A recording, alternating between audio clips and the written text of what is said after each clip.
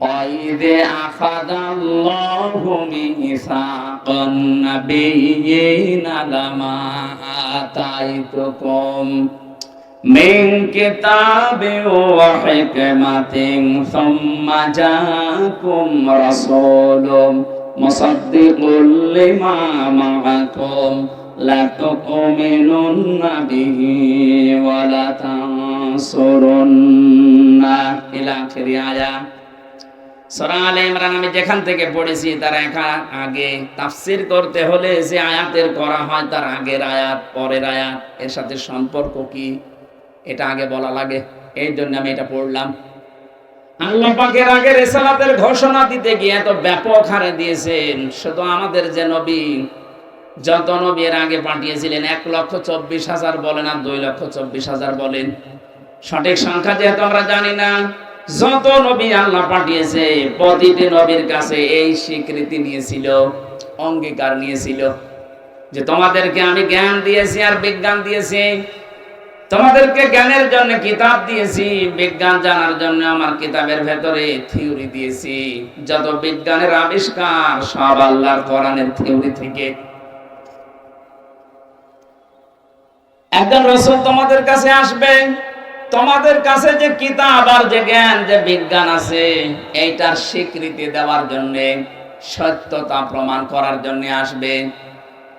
তোমরা যখনই ওই রাসূলের সংবাদ পেয়ে যাবে লা তুমিনুন্না বিহি ওয়ালা তানসুরুন্না, শব্দের আগে দুইটা লাম দিয়েছেন, লামে তাকিদ নুনে সাকিলা। আল্লাহ পাক বলেন হে নবী হে রাসূলরা, যারা দুনিয়াতে তোমরা গিয়েছো প্রত্যেকের জন্য আমি অঙ্গীকার নিলাম ওই রাসূল যদি তোমাদের কাছে চলে যায় অবশ্যই তাকে বিশ্বাস করবা, তাকে সাহায্য করবা।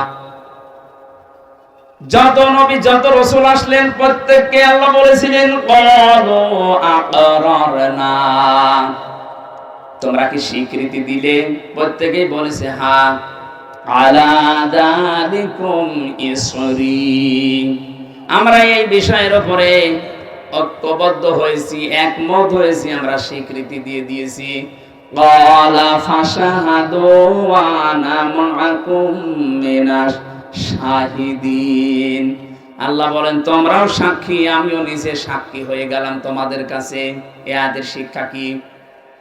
মুফাসসিরিন ইকরাম ফি জিলালিল কোরআনে লিখেছেন সাইয়্যিদ কুতুব, যত নবী যত রাসূল পাঠালেন তারা যদি নবীদের রিসালাতের স্বীকৃতি দিতে পারে, বিশ্বাস এবং সাহায্য করার অঙ্গীকার করতে পারে, কিয়ামত পর্যন্ত আমরা যারা নবীর উম্মত হয়ে আসব আমাদের সবচেয়ে বড় দায়িত্ব হবে তার রিসালাতের ঘোষণা দেওয়া এবং তার সাহায্যের জন্য এগিয়ে যাওয়া।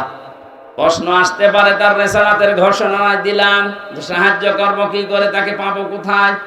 তাকে পাবেন কোথায় মানে কিয়ামত পর্যন্ত তো উনি তো হায়াত পাবেন না, উনি তো একদিন বিদায় নেবেন, নিয়েছেনও। কিয়ামত পর্যন্ত তাকে সাহায্য করার নামান্তর হচ্ছে তার আদর্শ পড়ে আছে ওইটাকে সাহায্য করা। তার আদর্শকে যারা ধারণ করবেন, নবীজির আদর্শ দুনিয়াতে যারা বাস্তবায়ন করার চেষ্টা চালাবে তাদেরকে আপনার সাহায্য করা ওয়াজিব, আপনার জন্য হক। লা তুমিনুন্না বিহি ওয়া লা তানসুরুন্না, যারা আরবি গ্রামার জানে, কত কঠিন শব্দ জানেন, এটা লাম দিয়েছেন আবার তাকিদ দিয়েছেন নুনে সাকিলা। অবশ্যই এখন আপনাকে মানা লাগবে তার রিসালাত। এই পৃথিবীর বহু মানুষকে আমরা দেখেছি তারা আল্লাহর স্বীকৃতি দিয়েছে কিন্তু ওই জামানার রাসূলের স্বীকৃতি তারা দেয়নি, এই জন্য তারা বেঈমান হয়ে মারা গেছে। এই যে আবু জাহেলের নাম শোনেন, এই লোকটা আল্লাহ একজন আছে ও বিশ্বাস করতে, ওর জীবনী পড়েন। কোরআনে বহু জায়গায় আল্লাহ জিজ্ঞাসা করছেন নবীজিকে, ওয়ালা ইন সালতাহুম মান খালাকাস সামাওয়াতি ওয়াল আরদা লা ইয়াকুলুনাল্লাহ ইলা আখিরি আয়াত। হে নবী, ওদেরকে যদি আপনি জিজ্ঞাসা করেন আবু জাহেলকে যে আকাশ আর জমিন কে বানিয়েছে, লা ইয়াকুলুনাল্লাহ, ওরা গ্যারান্টি দিয়ে বলবে আল্লাহ বানিয়েছে। তাহলে আল্লাহ একজন আছে, আল্লাহর একাত্মবাদের স্বীকৃতি আবু জেহেল পর্যন্ত দিয়েছে। যেদিন বদরের ময়দানে যাবে সেদিন কাবার গিলাফ ধরে ও কাঁদছিল সকালবেলা, ডাক দিয়ে বলেছে, কাবার মালিক তুমি আসো, আমি জানি মুহাম্মদের বিরুদ্ধে অস্ত্র নিয়ে যাচ্ছে বদরের ময়দানে যুদ্ধ করার জন্য। সত্যের পক্ষে যে আছে তাকে তুমি বিজয় দিয়ে দিও। হয়ে গেছে কি? অত সত্যের পক্ষে ছিল না, সত্যের পক্ষে যিনি ছিল আল্লাহ তাকে বিজয় দিয়ে দিয়েছিলেন। এরকম একটা দুইটা না, বহু ইতিহাস আমারই জানা আছে। ফেরাউনের ইতিহাস অনেকে শোনেন, কিন্তু শিক্ষাটা এখান থেকে নেন না। এই লোকটা আল্লাহ একজন আছে কিন্তু বিশ্বাস করেছিল। শেষে এসে একেবারে শেষে যে বলেছিল, হাত্তা ইযা আদরাকাহুল গরকু ক্বালা আমানতু আন্নাহু লা ইলাহা ইল্লাল্লাযী আমানাত বিহি বানু ইসরাঈল ইলা আখির আয়া। আমি কেন পড়ছি? বাংলাদেশের সাথে আমার অনেক মিল দেখতে পাচ্ছি। এই জন্যে এদেশে বহু মানুষকে আপনি জিজ্ঞাসা করবেন, রেসালাতের স্বীকৃতি দেওয়ার জন্য রাসূলের জীবনী অনুযায়ী কাজ করতে, ও বলবে কি, আমি কি নামাজ পড়ি না, আমি কি রোজা রাখি না, আমি হজ করে এসেছি, আমি দান সাদকা করি। কুমিল্লাবাসী যে চারটা কথা বললাম, চারটা কথায় কার হুকুম? নামাজ পড়া, রোজা রাখা, হজ করা, দান করা, এই চারটা কার বিধান? আরো জোরে বলেন। এই বিধান যিনি দিয়েছেন তিনি তো বললেন, লা তুমিনুন্না বিহি ওয়ালা তানসুরুন্না, নবী আসবে তাকে বিশ্বাস করবা, তার স্বীকৃতি দিবা। এই যে ফেরাউনের কথা কেন তুললাম, বাংলাদেশে এই বিশ্বাসে যারা আছেন তাদের কিন্তু ফেরাউনের মতো মরণ হবে। আপনাকে আমি বাঁচাতে চাই। ওই লোকটা যখন ডুবে যাচ্ছিল ওই সময় বলেছিল, আমি ঈমান আনলাম, ওই আল্লাহর উপরে ঈমান আনলাম যার উপরে ঈমান এনেছে বনি ইসরাইলেরা, আমি তো মুসলমান। এরপরও ফেরেশতারা আমারে মা পানির ভেতরে বারবার চুবায় কেন? আল্লাহ তখন জবাব দিয়েছেন, আল আন, এখন। শব্দের দিকে খেয়াল করেছেন? ও কিন্তু আল্লাহর একাত্মবাদের স্বীকৃতি দিয়েছে যে আমি ঈমান আনলাম ওই আল্লাহর উপরে যার উপরে বনি ইসরাইলরা ঈমান এনেছে। তাহলে স্বীকৃতি তো দিয়েছে আল্লাহর প্রতি, কিন্তু ওই জামানার যিনি প্রেরিত পুরুষ ছিলেন হযরতে মূসা কালিমুল্লাহ, তার কথা কিন্তু বলে নাই। কথা বুঝতেছেন? ও শুধু লা ইলাহা ইল্লা পর্যন্ত বলেছিল, কিন্তু তো বলা লাগবে লা ইলাহা ইল্লাল্লাহ মূসা কালিমুল্লাহ। ওই জামানার রিসালাতের স্বীকৃতি ও দেয়নি, এজন্য মারা গেছে বেঈমান হয়ে। আল্লাহ কারণও জানিয়েছে কেন তোর ঈমান নসিব হচ্ছে না। আল আনা ওয়া ক্বাদ আসাইতা ক্বাবলু ওয়া কুনতা মিনাল মুফসিদিন। এবার আমার এই আয়াত থেকে প্রশ্ন, হাজার হাজার বছর পরে এখন আমাদের এই জামানায় আল্লাহর প্রেরিত পুরুষ কে বলেন তো? কথা বুঝতেছেন? এই জামানার জন্য শুধু না, কিয়ামত পর্যন্ত একজন প্রেরিত পুরুষ আল্লাহ পাঠিয়েছেন, তার নাম মুহাম্মাদুর। আরো জোরে বলেন মুহাম্মাদুর। কোন মানুষ এখন বাস্তবে যদি আল্লাহর হুকুম মেনে চলে, কিন্তু রিসালাতের ঘোষণা এই জামানায় যিনি প্রেরিত পুরুষ আল্লাহ তাকে মানে না, তার মানে তার জীবনী মানতে চায় না। হ্যাঁ, তার জীবনী মানে তিনি যেদিন নবুয়ত পেয়েছেন 40 বছর বয়সে, সেই দিন থেকে জীবনের শেষ দিন 63 বছর, এই 40 বছরের ভেতরে, এই 63 বছরের ভেতরে 23 বছর তার নবুয়তের জিন্দেগি। এটা মানেন না? বলেন না কেন? এই 23 বছরের 13 বছর তিনি মক্কায় মার খেয়েছিলেন। আজ দেশে হাজারো মানুষ এই 13 বছরের জিন্দেগি শুনতে পাগল। বলেন আপনিও কাঁদেন, আমিও কান্দি। কিন্তু পরের যে 10 বছর মদিনার জীবন, উনি যে রাষ্ট্রপ্রধান ছিলেন, এইটা বলতে গেলে অনেক মানুষ যারা আল্লাহর স্বীকৃতি দেয় ওদেরও তখন আর মন পাওয়া যায় না।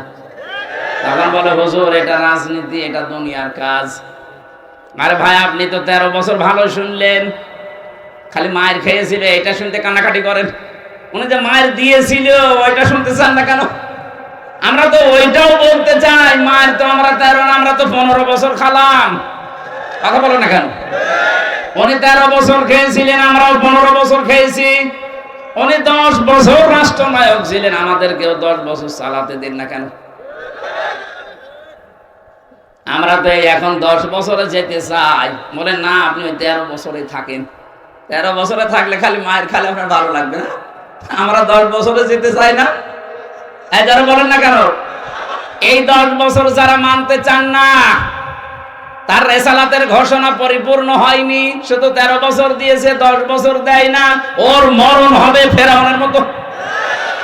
আমার মনে হয় আপনি কথা বুঝেছেন। এরপরও যদি কেউ না বোঝার ভান করে থাকেন, এখানে আসেন, কানে কানে বলছি। না আপনি না বুঝলে আমি বেকার চিল্লাবো না। বুঝেছেন কিনা বলেন?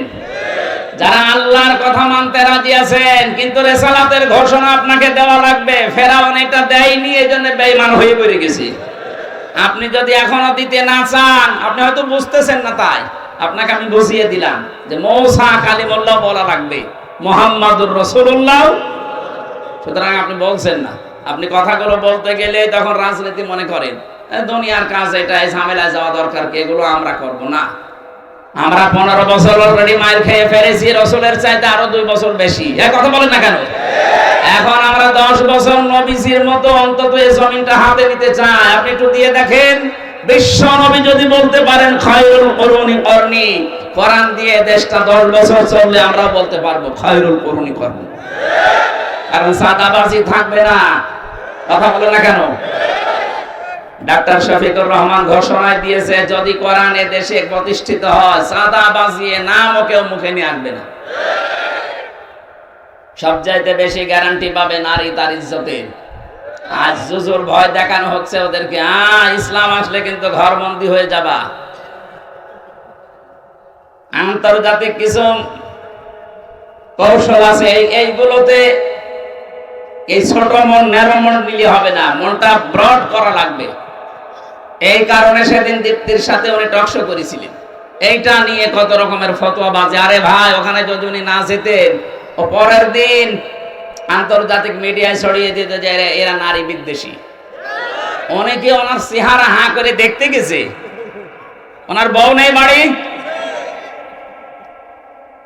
দীপ্তির চাইতে সুন্দরী বউ ওনার বাড়িতে, যদি মুরব্বী হয়ে গেছে তাই কি। এখনো বলে না কি 64 বছর বয়স, এখনো বলছে আমি যুবক মানুষ। ওনার স্ত্রীকে আমরা দেখি না, কিন্তু আমরা জানি যে ওই রকমই, উনি যেরকম চাঁদের মতো, স্ত্রী ওই রকম। ওনার ছেলেটার সাথে জেলখানায় দেখা হয়েছিল, ডাক্তার রাফাত। কি সুন্দর মানুষ, এরকম সুন্দর হতে পারে, কি সুন্দর চেহারা। বাবা মা সুন্দর হলে বাচ্চা কাচ্চাও সুন্দর হয়। কথা বলেন না কেন? আর বাবা মা সুন্দর না হলে বাচ্চা কাচ্চার উল্টো পাল্টাই হয়। তা আমার যেটা বোঝানোর দরকার আমি অলরেডি ইঙ্গিত দিয়ে ফেলেছি। এরপরও যদি না বোঝার ভান করে থাকেন, আমার হাতে হেদায়েত নেই, আমার কিছু করার নেই। সুতরাং আল্লাহর কথা মানবেন। রেসালাতের কথা বলতে গেলে আপনার কাছে রাজনীতি মনে হবে, আপনার মরণ যে আবু জেহেলের মতো আর ফেরাউনের মতো হবে, আপনি টের পাচ্ছেন। আল্লাহ যেন আপনাকে বাঁচান, বলেন আমিন। ফাইন তাওয়াল্লাউ ফাকুলু শাহাদু বিআন্না মুসলিমুন। কেউ যদি মুখ ফিরিয়ে নেয়, আপনি বলেন যে আমি মুসলমান। আর এই আয়াতের পরবর্তী আয়াত, এই যে 82 নম্বর আয়াত, এটা সূরা আলে ইমরান, আল্লাহ রাব্বুল আলামিন বলেন ফামান তাওয়াল্লা বা'দা যালিকা ফাউলাইকা হুমুল ফাসিকুন।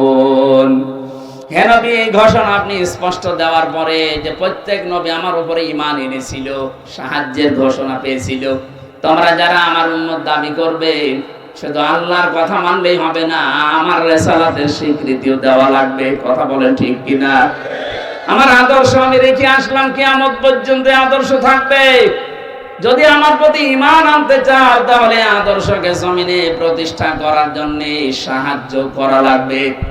আপনি নিজে পারছেন না, যারা করছে মাস্ট বি আপনাকে তাদের পেছনে থাকা লাগবে। আল্লাহ আমাদের তৌফিক দিন। আমার তো অ্যাডভার্টাইজ করা দরকার, আমি করলাম। এরপরে যদি কেউ মুখ ফিরিয়ে চলে যান, আল্লাহ বলেন তারা ফাসিক। তারা কি? ফামান তাওয়াল্লা বা'দা যালিকা। এরপরেও যদি কেউ মুখ ফিরিয়ে নেয়, ফাউলাইকা হুমুল ফাসিকুন, তারা ফাসিক। আল্লাহ তুমি আমাদেরকে ফাসিকি থেকে বাঁচাও, বলেন আমিন। এবার যেটা পড়েছি 73 নম্বর আয়াত, 83, এই আয়াতের তাফসীর করার জন্য বসেছি। কারণ কবরে যাওয়ার পরে যে প্রশ্নগুলো হয়, মার রব্বুকা, তোমার রব কে, এটা হবে না? কালকে আমার মাহফিল টাঙ্গাইলে ছিল, ওখানে কালকে এই শব্দের ব্যাখ্যা করেছিলেন যে কবরে কেউ যদি বলতে চায় রব্বি আল্লাহ, আমার রব আল্লাহ, অবশ্যই তাকে রবের যে 5টা অর্থ আছে তার প্র্যাকটিক্যাল লাইফে ওটা মিলিয়ে দেখাতে হবে যে হ্যাঁ আমি রব মানি। তাহলে কবরে আপনি বলতে পারবেন রব্বি আল্লাহ, আমার রব আল্লাহ। এই কি এখানে কেউ চলে যাচ্ছে, এইটা নড়াচড়া করবেন না। দ্বিতীয় নম্বরটা আজকে নিচ্ছি, কালকে আমার আছে আবার বগুড়াতে, দিনের বেলা গাইবান্ধা, রাতে বগুড়া, ওখানে কালকে 3 নাম্বার প্রশ্নের জবাব আমি বলবো ইনশাল্লাহ। আজকে দ্বিতীয় প্রশ্ন হবে মা দিনুকা, তোমার দিন কি? দিনের আমি 19টা অর্থ পেয়েছি পুরা কোরআন শরীফের ভেতরে, সামারাইজ করে আমি 10টা বানিয়েছি। এই 10টা বিষয় যদি দুনিয়াতে কেউ দেখাতে পারে যে হ্যাঁ আমি দিন এই 10টাকে মানি এবং প্র্যাকটিক্যালি দেখাই, সে কবরে যাওয়ার পরে বলতে পারবে দিন ওনাল ইসলাম, আমার দিন ইসলাম। এবার আসেন তো আমাদের কয়টা মানা হচ্ছে? আল্লাহ রাব্বুল আলামিন বলেন আফা গায়রা দীনিল্লাহি ইয়াবগুন, তবে কি এরা চায় আমি যে দিন পাঠিয়েছি সেই দিন বাদ দিয়ে অন্য কোন দিন তারা কি তালাশ করে? আল্লাহু আসলামা মান ফিস সামাওয়াতি ওয়াল আরদ তাওআন ওয়া কারহা, ইচ্ছায় হোক অনিচ্ছায় হোক, আকাশের জমিনে যা কিছু আছে সবাই আমি আল্লাহর দ্বীনের সামনে মাথা নত করে দিয়েছে। ওয়া ইলাইহি ইরজাউন, সবাইকে ফিরে আসা লাগবে কার কাছে? আর জোরে বলেন। এটা বাংলা অর্থ ছিল। এবার আসেন আমরা ব্যাখ্যায় যাই। দীনুল ইসলাম, এই কথা আমরা কবরে বলতে চাই না চাই না? আরো জোরে বলেন। 1 নম্বরে দিন শব্দের ব্যাখ্যা আমি কোরআনে কারীম থেকে পেয়েছি, দিন মানে এই রাতের পরে যেটা আসবে ওই দিন। বলেন না, দিনের প্রথম অর্থ কিয়ামতের দিন। এজন্য প্রতিদিন আমাদের মুখ দিয়ে আল্লাহ 17 বার করে কমপক্ষে বের করে নিচ্ছে মালিকি ইয়াউমিদ্দিন। জবান খুলে কোরআনের আয়াতটা পড়েন, মালিকি ইয়াউমিদ্দিন। কিয়ামতের দিনের একচ্ছত্র মালিকানা কার? আরো জোরে। এটা দিয়ে আল্লাহ আমাদের বারবার মুখ দিয়ে বের করাচ্ছেন, কারণ হচ্ছে কিয়ামতে কিন্তু কারো কিছু করার থাকবে না, কারণ একচ্ছত্র মালিকানা আল্লাহর। কি এটা দিয়ে আল্লাহ বোঝাতে চায়, ও পৃথিবীর বান্দা বান্দিরা, কারো উপরে ভরসা করে কিয়ামতে ঠেস পাবা না। কত মানুষ, এই বিশেষ করে আপনাদের ব্রাহ্মণবাড়িয়া, কুমিল্লা, এই 2 জেলা এগুলো বেশি, কত মানুষ ভরসা করে আছে কেল্লা বাবা, ফতে বাবা। কিসের কেল্লা, কিসের ফতে? কিয়ামতে যেখানে নবীরা পর্যন্ত ইয়া নাফসি করতে থাকবে, হযরত ইব্রাহিম নবী পর্যন্ত বলবে মাবুদ আমার পিতা আসরের সাথে যা ভালো লাগে তুমি করো, কিন্তু আমাকে বাঁচাও। হযরত ঈসা রূহুল্লাহ তিনি বলবেন মাবুদ আমার মা মরিয়মের সাথে যা আচরণ করবা করো, তুমি আমাকে কিছু বলবা না। চিন্তা করেছেন যে নবীদের নাম বললাম, এত বড় পাওয়ারফুল নবী মূসা কালিমুল্লাহ, কথা বলতেন আল্লাহর সাথে। ইব্রাহিম খলিলুল্লাহ, আল্লাহ যাকে বন্ধু হিসাবে গ্রহণ করে নিয়েছেন। হযরত ঈসা রূহুল্লাহ, যিনি আল্লাহর ফুৎকারে তৈরি হয়েছিলেন। এত বড় বড় পাওয়ারওয়ালা মানুষ যদি বলে আল্লাহ আমার আত্মীয় স্বজন মা বাবা এদের সাথে যা ভালো লাগে তুমি করো গিয়ে, কিন্তু আমাকে তুমি বাঁচাও, সেখানে কেল্লা ফতের উপরে ভরসা করে আছেন যে এরা বাঁচাবে। আমার তো কোরআনের ব্যাখ্যা তাফসীর পড়ে এতটুকুই বিশ্বাস জন্মেছে, সূরা আবাসার ভেতরে আছে ইয়াউমা ইয়াফিরুল মারউ মিন আখিহি ওয়া উম্মিহি ওয়া আবিহি ওয়া সাহিবাতিহি ওয়া বানিহি লিকুল্লি মারিম মিনহুম ইয়াউমাইদিন শাআনু ইউগনি। আল্লাহ বলেন সেদিন মানুষ দৌড়াবে নিজের আপন ভাই থেকে, মা বাপ থেকে, সন্তান সন্ততি, স্ত্রী বন্ধু, এদের থেকে আগে মানুষ পালাতে থাকবে। এখানে প্রায় 6টা মানুষের নাম আছে। কুমিল্লাবাসী মাথায় যদি মগজ থাকে একটু ভাবেন। প্রথমে ভাইয়ের নাম, মায়ের নাম, বাবার নাম, ছেলের নাম, স্ত্রীর নাম, বন্ধুর নাম। বিপদে পড়লে এরাই তো দেখি এগিয়ে আসে।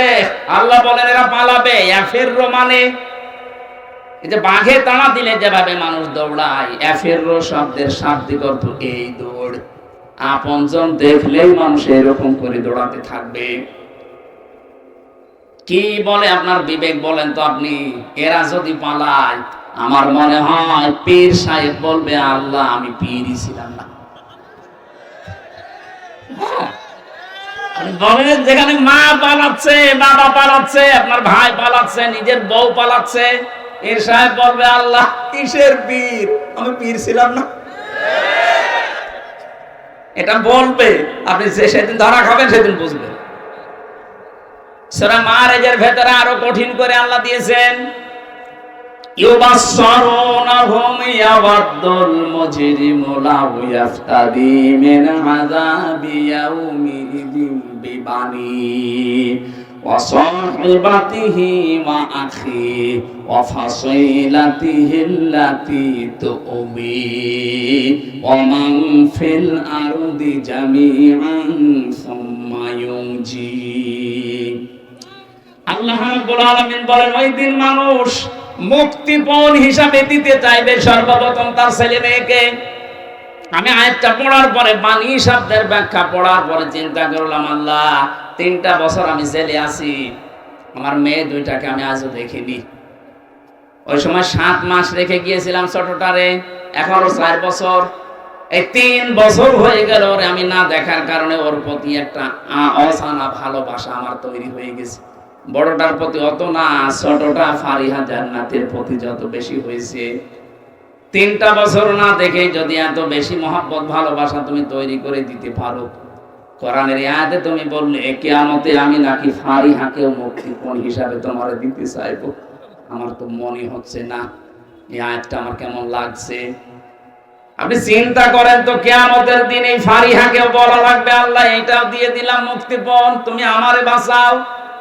আমার স্ত্রী, আমার ভাই ভাগ্যর যা আছে, আমার বোন আছে, এমনকি আমার দুনিয়ায় যারা আশ্রয় প্রশ্রয় দিত, আমার দলের লোক, আমার আত্মীয় স্বজন, জ্ঞাতি গোষ্ঠী, এদেরকেও তোমাকে দিয়ে দিলাম। যাও অমান ফিল আরদি জামিআ, দুনিয়ায় যত সম্পদের মালিক ছিলাম সব আমি দিলাম। সুম্মা ইউনজি, তুমি আমারে বাঁচাও। আল্লাহ জবাব দিয়েছেন কড়া করে ধমক দিয়ে, কাল্লা, কখনো না, কাল্লা কখনোই না, ইন্নাহা লাযা, তোর আমি লাজায় দেব। কোথায় লাজা? কি আল্লাহ ভয়ঙ্কর বর্ণনা এর পরে দিয়েছেন। লাজা কি জানো? নাযাআতাল লিশাওয়া, এখানে গেলে আগে মানুষের চামড়া খুলে যাবে। আমাকে রিমান্ডে মাঠের নিচে যখন নিয়ে গিয়েছিল ওই আয়না ঘরে, আমি দেখেছিলাম মাঝে মাঝে রাতের বেলা, রাত 11টা 12টার পরে ওরা আসতো, 4-5 জন এসে এই কিছু জিনিসপত্র নিয়ে বলছে আমরা এইগুলো দিয়ে নখ তুলি, মানুষের চামড়া তুলিয়ে, যে এইগুলো দিয়ে জীবিত মানুষদের নখ তুলে নেয়, চামড়া তোলে, ডিম নিয়ে এসে বলতো যেগুলো আমরা দেই। আমারে কোনোদিন ওগুলো করিনি, কিন্তু দেখিয়েছে যে এগুলো দিয়ে আমরা নখ তুলি। তার মানে ওদের ওই ভয়ঙ্কর কথা শোনার পরে যেন আমি মিথ্যা কথা বলতে বাধ্য হই। আমার বলেছিল আকিস গ্রুপের বিরুদ্ধে এই কথাগুলো বলা লাগবে। 2 নম্বরে, এই দেশে জঙ্গিবাদ তৈরি করার জন্য জামাত ইসলাম আর শিবির কাজ করছে, এটা আপনি বলবেন আদালতের সামনে, যে তাহলে আপনারা ছেড়ে দেব। রিমান্ডে বারবার আমাকে ওই অফিসার গুলো, বিশেষ করে এসপি আর এসপি, প্রতিদিন আমার এই রাতের বেলা এসে বলতো জামাত ইসলাম তো খারাপ না, ভালো দল, ওরা মিথ্যা কথা বলে না, ওরা দুর্নীতি করে না, তা আপনার বলতে সমস্যা কি? না কি কায়দা করে কথা নিচ্ছে দেখেছেন? মনে করছে যে হাজা পাগল হয়ে গেছে মনে হয়। ঠিক আছে, আপনি আমারে নিয়ে চলেন। এত কষ্ট প্রথম কয়েকদিন দিয়েছিল, দেখেন না এত নরম চড়ম নেই। শেষে আমাকে ওই জিনিস দিয়েছিল যে এইগুলো দিয়ে আমরা নখ তুলি, যদি আপনি কালকে ম্যাজিস্ট্রেটের সামনে এগুলো না বলেন আমরা কিন্তু করব। কয়েকটা মুসলমান অফিসার পেয়েছিলাম, ও মুসলমান নামে শুধু আল্লাহর ভুল ধরত, যে আল্লাহর এই কাজটা মনে হয় ঠিক হয়নি। তার ভেতরে আমি একজন পেয়েছিলাম এই কুমিল্লা বাড়ি 14 গ্রামে, আর আমি খুঁজতেছি, পালিয়েছে। আর কয়েকদিন আগে পেয়েছিলাম খুলনা শেখ ইমরান, অধ্যাপক মিয়া গোলাম পরওয়ার সাহেবের বাড়ির পেছনে বাড়িও। ওই দিন আমার মাহফিল ছিল পরওয়ার সাহেবের কাছে। ওর বাবা আওয়ামী লীগের উপজেলা চেয়ারম্যান, ও শয়তান পালিয়েছে, পাওয়া যাচ্ছে না। এরপরে পাওয়া গেছে, পুলিশে ধরে এখন ছেড়ে দিয়েছে। ওরে আর পাওয়া যাচ্ছে না, কোন গর্তে ঢুকেছি। চিন্তা করে দেখেন, ওরা আমারে বলতেছে আমরা এগুলো দিয়ে নখ তুলি, এই যে এই মেশিন পত্র। আপনি যদি না বলেন সকালবেলা আপনার স্ত্রীকে তুলে নিয়ে আসবে। তখন আমার মেয়েটা 7 মাস বয়স মাত্র। বলেন এই অবস্থায় স্বামী যারা ঠিক থাকতে পারে? বাধ্য হয়ে বলেছিলেন যে যা ভালো লাগে করেন, আমারে নিয়ে চলে, আমি সব করে দেবো, যান। কিন্তু ম্যাজিস্ট্রেট আমার সাথে ধোঁকাবাজি করেছিল। ওখানে যাওয়ার পরে শুনলাম উনি ছাত্রলীগের প্রাক্তন কি সেক্রেটারি ছিল, উনি এখন ওই কাজে। আমার বলছে আপনার কোনো চিন্তা নেই, যা যা লিখেছে শুধু সই করে চলে যান, আপনার নিচে ছোট ছোট বাচ্চারা আছে কান্নাকাটি করছে। আমি তো এই 164 তখন বুঝতাম না, সহজ সরল ভাবে লিখে দিলাম। পরে শুনছি যে ওইটা 164। এমন এমন কিছু লিখেছে রাষ্ট্রের বিরুদ্ধে, আকিজ গ্রুপের বিরুদ্ধে, জামাতের বিরুদ্ধে, অথচ একটা কথা বা আমার না। পরে যদিও আমি ডিনাই পিটিশন দিয়েছিলাম, কিন্তু সেটাই তো কাজ হয়নি। এই 3 বছর থাকা লেগেছে আর ওই কারণে। অথচ সে মামলায় যে কিছুদিন আগে সব খারিজ হয়ে গেছে, সব খারিজ করে দিয়েছে। ওই মামলা তো 3 বছর তো ওই ওই জজের কাছে ছিল, কিচ্ছু করতে পারেনি। যে এখন হাত খোলা পেয়েছে, বলছেন যান, একেবারে মামলা ঢিসমিস করে দিলাম। বলতে গেলাম যে স্যার এটা তো আপনার কাছে এতদিন ছিল, এতদিন তো বলেননি, হঠাৎ সবই বেসবই মানে মাফ করে দিচ্ছেন। উনি এইটাই বলতো যে আমার হাত বাঁধা ছিল, এখন হাত খোলা আছে, কিছুটা ন্যায় বিচার করতে পারছি। আমরা চাই বাংলাদেশে সবাই এরকম হাত খোলা থাকবে, আবু সাইদের মতো। কথা বলেন না কেন? হাত যতদিন বাঁধা থাকবে, ন্যায় বিচারের পরিবর্তে উপরে দেখতে হবে ফিটফাট, ভেতরে সব অবিচার হবে। আমরা তো এটাই কায়েম করতে চাই বাংলাদেশে, যেন সবার হাত, বিশেষ করে 1628টা চেয়ার আছে, এই চেয়ার না, ওই জায়গা মতো যে চেয়ার গুলো আছে ওইগুলো, কতগুলো? 1628টা। এই চেয়ার গুলো আমরা চাই যারাই সামনে বসবে প্রত্যেকের হাত আবু সাইদের মতো এভাবে খোলা থাকবে। জীবন দিতে হয় জীবন দেবে, কিন্তু মিথ্যার সামনে মাথা নত করবে না, তাহলে নাই বিচার কায়েম হবে ইনশাআল্লাহ। নাসাআত আল-শাওয়া এই শব্দটার ব্যাখ্যায় বলেছিলাম এত কঠিন জায়গা এটা। আল্লাহ বলেন প্রবেশ করতে দেরি হবে, তোর চামড়া খুলে যেতে দেরি হবে না। এতটুকু আল্লাহ যদি শেষ করে দিতেন, আমি আজ পর্যন্ত আর পড়তাম না। পরে আরো শব্দ কঠিন দিয়েছেন। আল্লাহ বলেন জানো এই লাজা কাদেরকে ডাকবে? তাদউ মান আদবারা ওয়া তাওয়াল্লা ওয়া জামাআ ফাআওয়া। যে মানুষগুলোকে সত্যের দিকে আহ্বান জানানো হয়, এই যে আমি রিসালাতের ঘোষণা দিয়ে একটা সঠিক সত্য তথ্য তুলে ধরলাম, এরপরও যারা মুখ ফিরিয়ে না বোঝার ভান করে থাকবে, এই মানুষগুলোকে আল্লাহ লাজায় দেবে। আমি কথা বোঝাতে পেরেছি? আমি কিন্তু একটা সত্য তুলে ধরেছি আপনাকে, আপনি আল্লাহর বিধান মানতে রাজি আছেন, কিন্তু রিসালাতের ঘোষণা দিলে আপনি রাজনীতির গন্ধ খোঁজেন। এই জন্য ডাকবে তাদেরকে মান আদবারা ওয়া তাওয়াল্লা, যে ব্যক্তি সত্য শোনার পরও মুখ ফিরিয়ে চলে যায়, এতবার করে পেছন ফিরে চলে যায়। ওয়া জামাআ ফাআওয়া, আর যারা মাল সম্পদ জমা করে আর বারবার এগুলো সংরক্ষণ করার জন্য চেষ্টা চালায়, এই বাংলাদেশে এটা সবচাইতে বেশি। 15.5 বছরের দিকে তাকান, এক একজন কত টাকা পয়সার মালিক হয়েছে। আর শুধু মালিক হয়েই না, এগুলো কি করে সংরক্ষণ করে রাখা যায় এই চিন্তা ভাবনা ছিল। একটা মানুষ শুধু ধরবে 7টা ব্যাংক থেকে 36,000 কোটি টাকা মারিংকাটি করেছে। এই যে 620টা বাড়ি আপনার মনে করেন আছে, বানিয়েছেন, 200 বছর পরে যদি আপনি বাংলাদেশে আবার ফিরে আসেন, 200 বছর তো বাঁচবেন না, আর নাই খুব বেশি হলো 20 বছর বাঁচবেন, আর 20 বছর 30 বছর পরে মরে যাবেন। 200 বছর পরে যদি আপনি চট্টগ্রাম সহ বিদেশে সহ যত বাড়ি বানিয়েছেন, কোন বাড়ির সামনে যে যদি বলেন এই বাড়ি আমার, যারা ওখানে বসবাস করবে ওরা আপনারই হয়তো 3 পুরুষের পরে, আপনার ছেলে ছেলে ছেলে 3 পুরুষ, তারাই হয়তো বাস করবে, কিন্তু তারা আপনাকে বাড়িতে তো ঢুকতেই দেবে না, আর বলবে কিসের সাইফুদ্দিন আপনি? এক কথা বলেন না কেন? কিসের সাইফুজ্জামান আপনি? আপনাকে আমরা চিনি না, বাড়িতে তো ঢুকতেই দেবে না, বলবে থাকার জায়গা নেই, মসজিদে গিয়ে থাকেন, এটা বলবে না? যারা 620টা বাড়ি তখন কিসের কাছে আসবে? আল্লাহ বলে না জামা ফাওয়া, শুধুমাত্র সম্পদ জমা করে শেষ করে নিয়ে এগুলো কি করে সংরক্ষণ করা যায় সেই চিন্তা ভাবনায় লেগে থাকতো। আমার মনে হয় আয়াত পড়ার পরে বাংলাদেশে বহু মানুষ এই আয়াতে ধরা খাবে, আমরা যেন ধরা না খাই। কিয়ামতের কথা বলছিলাম আপনার সামনে।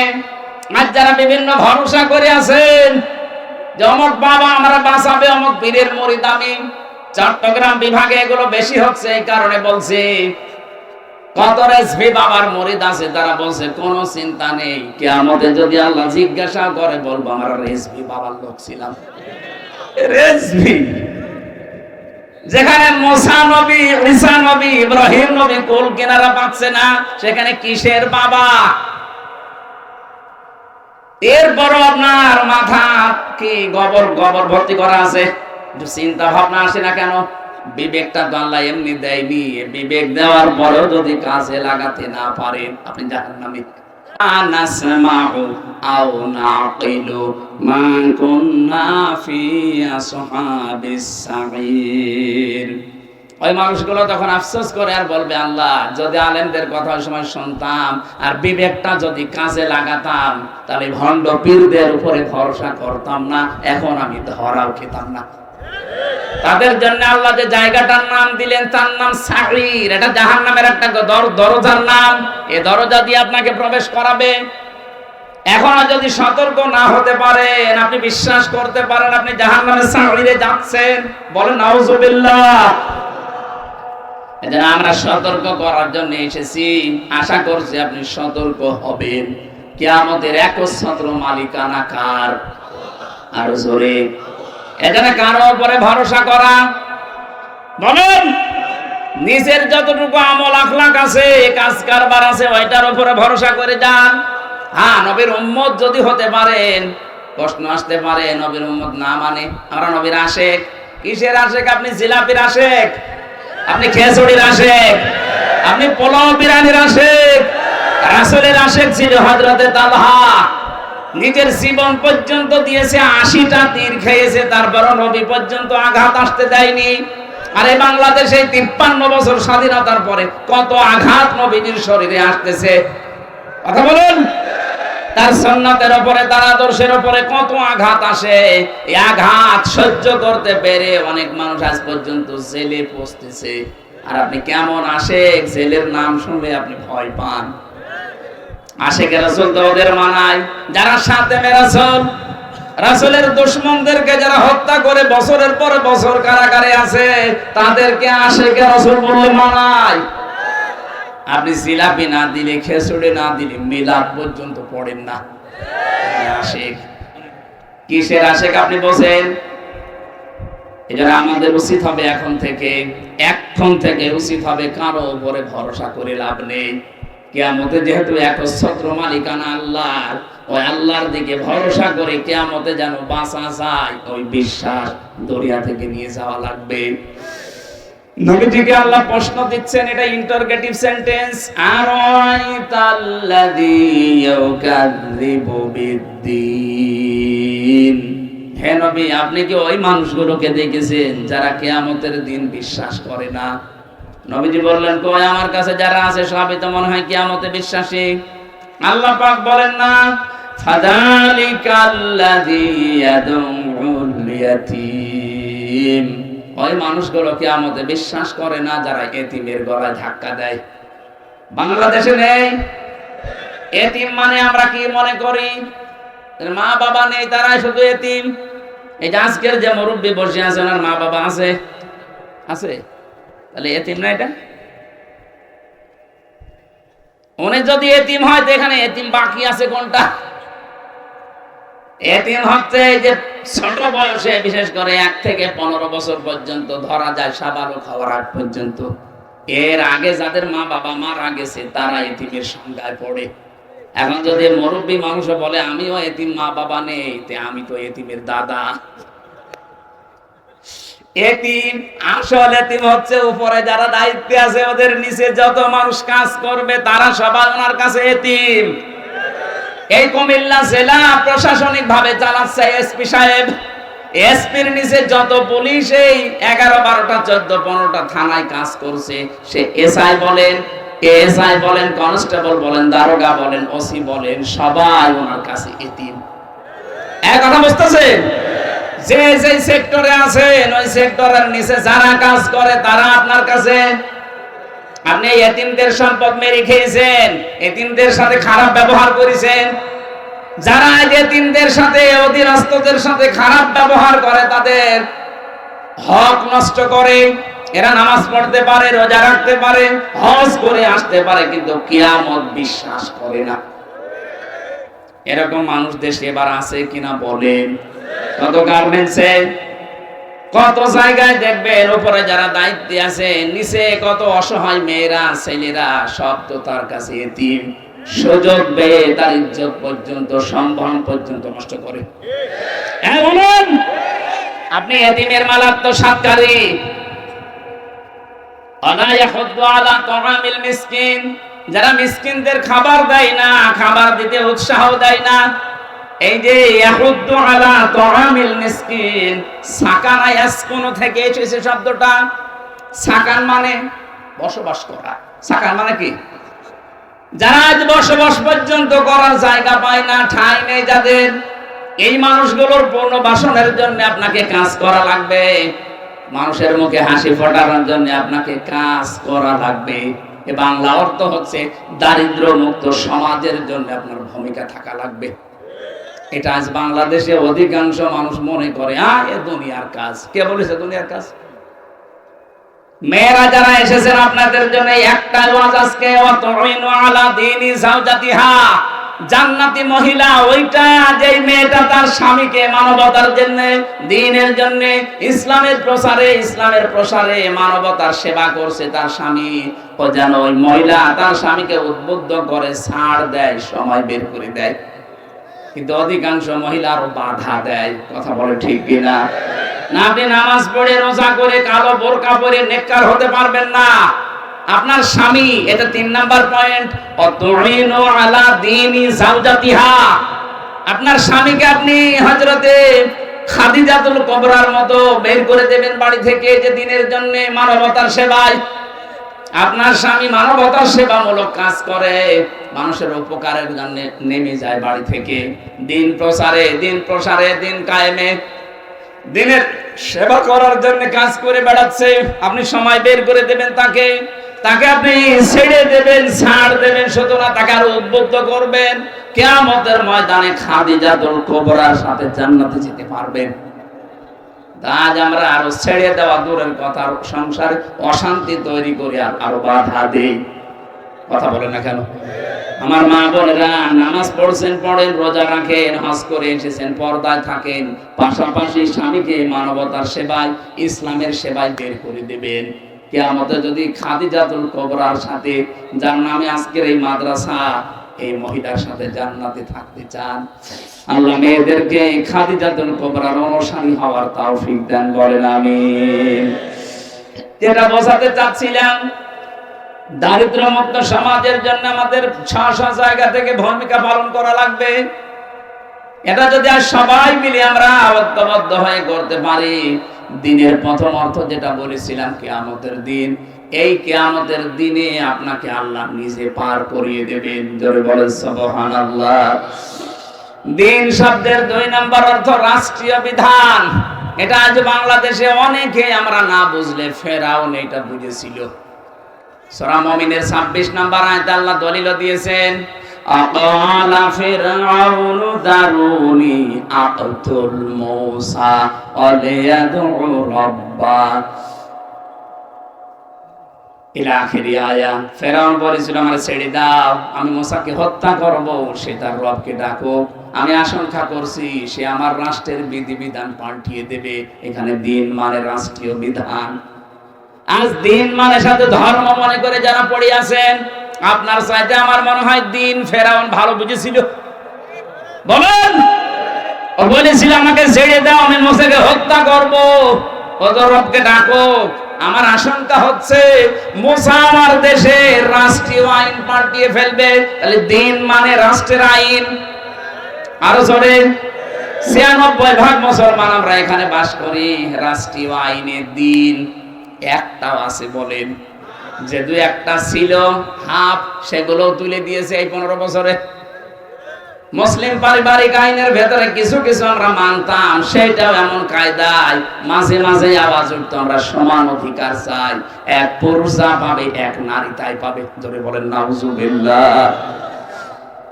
কোরআনের 500 আইন আল্লাহ দিয়েছেন, অধিকাংশ আমরা দেখলাম হাত দিয়েছে, পাল্টিয়ে ফেলার চেষ্টা চালিয়েছে।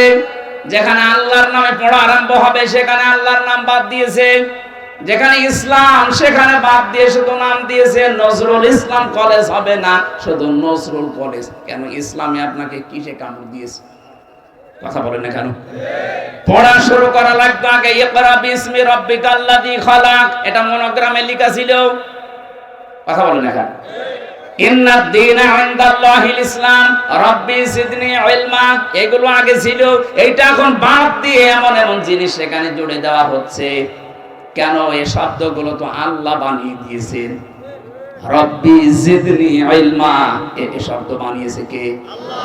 ইন্নাদ দীনা ইনদাল্লাহিল ইসলাম, এটা বানিয়েছে কে? আমার বিশ্ববিদ্যালয় কুষ্টিয়া ইসলামী বিশ্ববিদ্যালয় লেখা ছিল ইকরা বিসমি রাব্বিকাল্লাযী খালাক। এরকম যতগুলো আল্লাহর বিধান সব পাল্টিয়ে পাল্টিয়ে অন্যটা লাগিয়েছে। নারী পুরুষের যে বিবাহ, এটা আল্লাহ পাক বৈধতা দিয়েছেন, অথচ এখন আজকে দেখলাম পেপারে দিয়েছে কুষ্টিয়াতে 2 জন মহিলাই বিয়ে করবে বলে উঠে পড়ে লেগেছে। এগুলোতে একদিনে তৈরি হয়নি, 15.5 বছরের সংসার এটা। সমকামিতা যারা প্রমোট করছে আজ আমরা দেখছি অনেককে এখন তাদের দায়িত্ব দেওয়া হচ্ছে দেশের। মুসলমানদের কলিজায় কিন্তু আগুন লাগছে। আমরা চাই যারা আল্লাহর নিষিদ্ধ কাজকে বৈধতা দেওয়ার জন্য প্রমোট করে তাদেরকে ৯৬% মুসলমানের মাথার উপর থেকে সরিয়ে দেওয়া হোক। এখানে আমরা এমন মানুষকে দেখতে চাই যে লোকটা আল্লাহ রাসূলে বিশ্বাসী। কথা বলেন, সংবিধান সংস্কারের কাজ চলছে, আমরা চাই এমন এমন মানুষকে ওই জায়গায় নিয়ে যাওয়া হোক যারা সূরা ফুরকানের ৭৪টা যে সংবিধানের ধারা আছে, এই সূরা ফুরকানের প্রতিটি ধারা যারা বিশ্লেষণ করতে পারে, যারা বোঝে এগুলো ধারা আল্লাহ বানিয়েছেন মানবতার জন্য, এগুলো যদি এই মুসলিম দেশে সংবিধানে সংযোজন করা হয়, এই দেশে যে যার অধিকার সম্পূর্ণটা ফিরে পাবে। দিন মানে রাষ্ট্রীয় বিধান, এটা যতদিন পর্যন্ত আপনি কায়েম করতে না পারবেন, কবরে যাওয়ার পরে যেই বলবেন আমার দিন কি, আপনি বলতে পারবেন না। এরকম 10টা বিষয় আছে পুরা কোরআনে দিন শব্দের ব্যাখ্যায়। আমরা যদি আমাদের এই প্র্যাকটিক্যাল লাইফে 10টা মানতে পারি, কবরে যেতে দেরি, আপনি বলে ফেলবেন দীনুল ইসলাম। আল্লাহ আমি সব যারা এসেছি এটা বলার তৌফিক দুনিয়া থেকে কামাই করার জন্য তৌফিক দাও, বলেন আমিন। আমার 8টায় ওখানে অনুষ্ঠান, 45 মিনিট আছে, এখান থেকে 1 ঘন্টা খানিক সময় লাগবে। আমি তাড়াতাড়ি করছি, আগামীতে কোন জায়গায় নিলে একটা মাহফিল নিয়ে জোর করে মাহফিল নিয়েছে ভাই আমার কাছ থেকে। আজকে ওনারা পর্যন্ত আমার উপর রেগে আছে, সেই মিজান সাহেব জমজমের মালিক। আগামীতে আসলে কোন জায়গায় একটা করে নিয়ে 1-1.5 ঘন্টা 2 ঘন্টা সময় দিন। আল্লাহুম্মা আমিন। লা ইলাহা ইল্লা আনতা সুবহানাকা ইন্নী কুনতু মিনাজ জালিমিন। সম্মানিত ভাইরা, মোনাজাতের ভেতরে বলছি এই মাহফিলের খরচের জন্য ড্রাম দেওয়া আছে, নিজের ইমানের দায়িত্ব মনে করে ওখানে কিছু দিয়ে যাবেন।